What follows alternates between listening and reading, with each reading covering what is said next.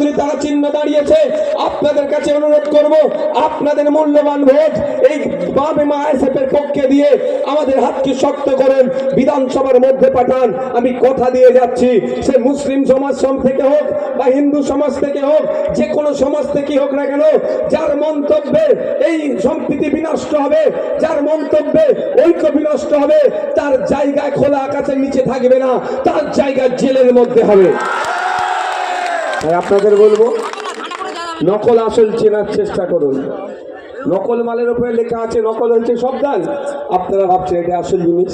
মমতা ব্যানার্জি বলছে বিজেপিকে আটকাবো, আপনারা ভাবছেন সত্যি করে। আচ্ছা, 2011-এর আগে বিজেপি বলে কিছু ছিল? 2006-এ বিজেপি বলে কিছু ছিল? 11-ই বিজেপি তৃণমূল ক্ষমতায় আসলো, 16 থেকে 11-এর পর থেকে বিজেপি বাড়তে লাগলো। 16তে সিট পেলে, 21-এ পেলে, এখন 26-এ দাঁড়িয়েছে। আচ্ছা, যারা এখানে বিজেপিকে আটকানোর জন্য তৃণমূলকে ভোট দিচ্ছে, মাইকের আওয়াজ যাচ্ছে, তাদের কাছে আমার প্রশ্ন এটাই যে এমন একটা উদাহরণ দিন যেটা মমতা ব্যানার্জি গ্রহণ করেছেন, তার এটা থেকে প্রমাণ হচ্ছে যে সত্যিকারের অর্থে মমতা ব্যানার্জি বিজেপির বিরুদ্ধে লড়াই করছে। একটা আমাকে উদাহরণ দিন, দিতে পারবেন? কিন্তু আমি ভুরি ভুরি উদাহরণ দেব। ওয়াকফ সংশোধনী আইন, বিজেপির বিরুদ্ধে আন্দোলন, মমতা ব্যানার্জি বা তার দলের লোকের বুকে ব্যথা করছিল আমরা যখন আন্দোলন করছিলাম। কি বললেন তিনি? দিল্লির বিষয় দিল্লি গিয়ে আন্দোলন করো। তাই সময় এসেছে, ভোট যখন দেওয়ার সময় আসবে, বিজেপি তৃণমূলকে বুঝিয়ে দিতে হবে যে যখন তুমি আমার ওয়াকফ সম্পত্তি একজন কেড়ে নিতে চাইছিল, আর আমরা যখন প্রতিবাদ করছিলাম, ওরা উল্টে আমাদের নামে মিথ্যা মামলা দিয়ে আমাদেরকে গ্রেফতার করছিল। তাই দিল্লিতে গিয়ে তুমি এবার ভোটটা চাও, এই ভোটটা তোমার জন্য নয়। মনে পড়ছে না আমাদের সারদা মায়ের সাথে তুলনা হচ্ছিল?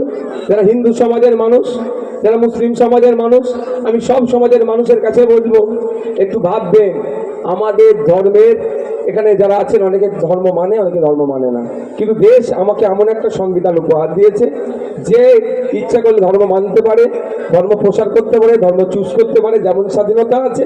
যারা ধর্ম মানবে না তারও স্বাধীনতা আছে, কেউ কাউকে আটকাতে পারবে না। কিন্তু প্রশ্ন এখানে, সারদা মায়ের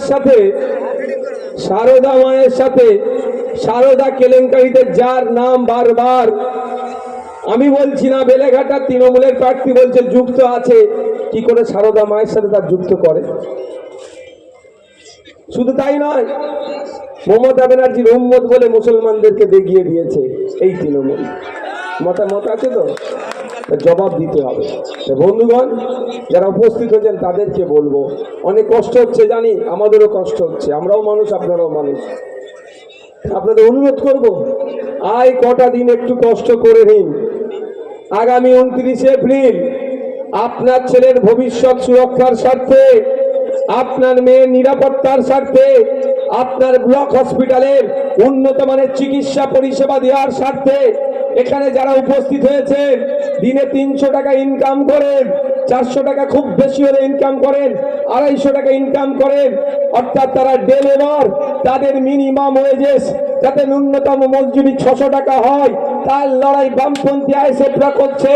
এই মিনিমাম ওয়েজেস বাড়ানোর স্বার্থে, শিক্ষা প্রসারের স্বার্থে, ঐক্য স্থাপনের স্বার্থে আপনাদের মূল্যবান ভোট কুলতলি, জয়নগর, ক্যানিং পূর্ব, ক্যানিং পশ্চিম থেকে শুরু করে এই দক্ষিণ 24 পরগনায় যেখানে যেখানে খাম চিহ্ন আছে, যেখানে কাস্তাদুরি তারা চিহ্ন তথা লাল ঝান্ডা আছে, তাদের পক্ষে ব্যাপকভাবে দিন।